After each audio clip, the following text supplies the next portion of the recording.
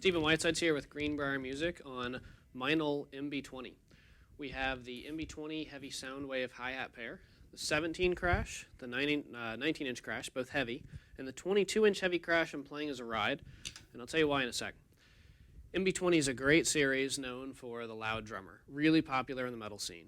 Chris Adler is probably the #1 guy I think of when I think who's playing MB20 right now. He plays with Lamb of God, by the way.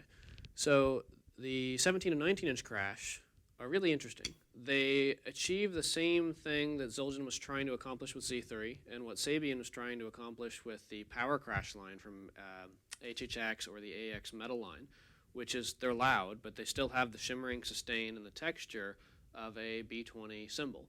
It's that rich, shimmering characteristic that everybody loves.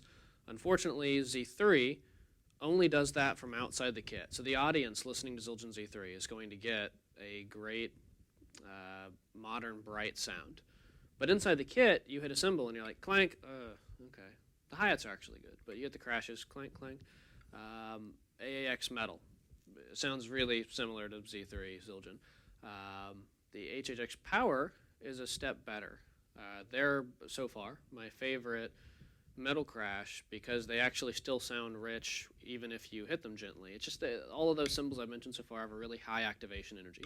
You've got to at least hit them with the full force of your wrist and a snap to get them to sound the way they're supposed to. When you play them gently, you really don't get a lot. So the activation zone is somewhere between hitting medium and hitting really friggin' hard for those cymbal lines. MB20, while it's a little more expensive, has a huge advantage. Let's say you're a cross-genre player. You have a metal tune, some hard rock tunes, but you've got to play something that's like jazz fusion, funk, pop, hip-hop, anything like that in between on the same kit with the same set of cymbals. Well, you can't do that with any of those other lines. You can do that with MB20 because the activation energy range is actually from low to high. If I hit these gently, they'll sound great. If I hit them hard, they'll sound great. So I'm going to play a couple of genres of just some simple grooves and show off what these cymbals can do.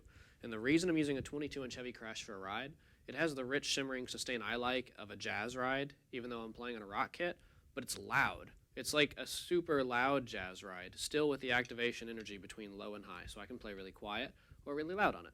So let's go soft to loud and show off the difference between volume levels with these cymbals.